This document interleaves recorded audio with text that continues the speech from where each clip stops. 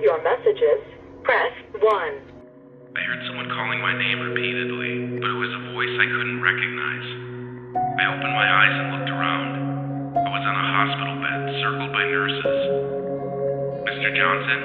Mr. Johnson, you finally woke up. I can see that the effects of the drugs are wearing off, and you're finally getting better now. We just have some more tests to run, and we can discharge you tomorrow, said the nurse. The hospital smell was almost insufferable, and all the loud noises were making me confused and agitated. I couldn't remember how I ended up in the hospital. I couldn't remember anything, really. The nurse looked at me with kindness and continued talking. Don't worry, your memory will slowly come back. You just have to go home and rest. A difficult time might come, but if you need psychological support, we're here to recommend you the best. Again, we're sorry for your loss, and we all hope that you'll be fine. All the needed tests were done, so I was discharged the day after. I was standing in front of a house, confused about everything around me. I didn't know whose house this was and why I was brought to it. I unlocked the door and entered the house. Everything I saw didn't remind me of anything specific, but I had a familiar feeling inside the house. The smell of it made me feel somehow safe. What is this place? And why do I feel like I know it? I thought while looking around. I started going through all the rooms and looking at all the photos that were hung on the walls. Fractured scenes kept coming into my mind, remembering slowly who the people I was seeing in the pictures were. It felt like my head was about to explode from all the images that were rolling inside my head. I was trying to put everything together so I could understand how the story went. The memories that I got back were not the best. I remembered my family, my wife Gloria, and my 2 children, Luke and Lucy. My relationship with Gloria was not the best lately. Our communication was almost completely gone, and the time we spent together was almost non-existent. I was a workaholic, and I didn't take much care of Gloria or the kids. Gloria was always tired and upset, mourned by the family situation. We got into fights every time we got a chance because everything Gloria wanted from me was to at least try to take care of the family. On the other hand, I loved working as much as I could, and I considered that I was caring for the family. I have to admit, remembering all these things made me feel guilty. Seeing Gloria upset every day was never what I intended, but that's just how things always work between us. I didn't only have a bad relationship with my wife, but also with my son. Luke was a teenager, and he loved going out late at night and locking himself in his room. Luke didn't really listen to us.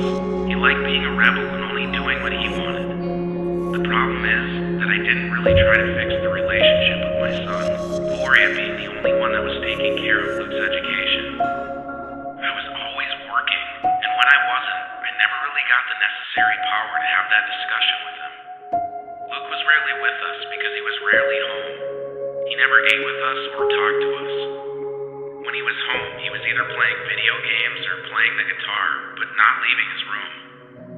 I always put this behavior on the fact that he was a teenager, but now that I'm thinking about it, this was something that needed to be talked about.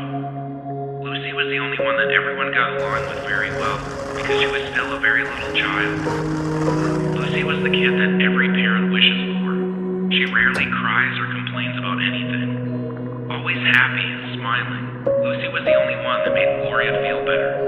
Her always cheerful giggles around the house made Gloria smile and forget about all the other things she didn't like. But where is everyone? I thought, looking at a family photo. As I was looking through the kitchen, I saw a half-drained coffee cup, and I remembered that I left that there before we went on our family trip. We decided that we should go on a vacation together, a family trip to solve our problems. The trip was better than everyone expected, because the relaxation and free time made us all more calm and ready to talk about what was wrong. Gloria and I got to work through our relationship problems, understand each other better, and we promised to always take time to discuss what bothered us. The fact that Gloria saw all of us happy in one place made her feel the happiest she had ever been. I had never seen her smile so much. Even Luke and I started a beautiful friendship, spending time together and talking about things any father and son talk about. It was the first time I felt the father-son connection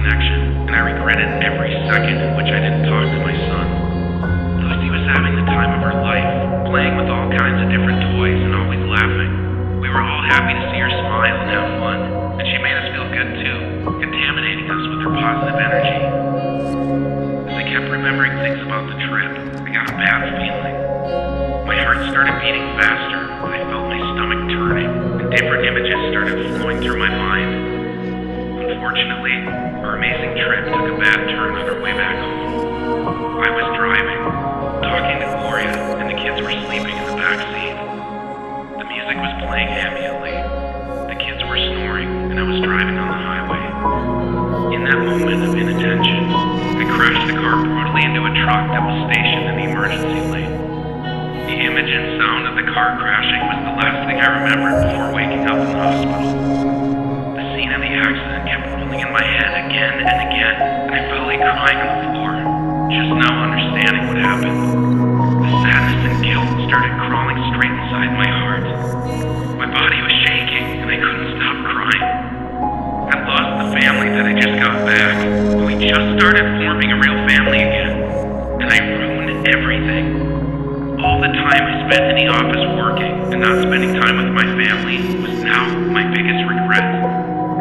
I just now understood why the nurse told me about the psychological help, and why she told me that she felt sorry for my loss. I couldn't believe the memories that were flowing through my mind. For weeks after that, I still had hope that it wasn't how I remembered, and everyone kept telling me that I remembered everything right.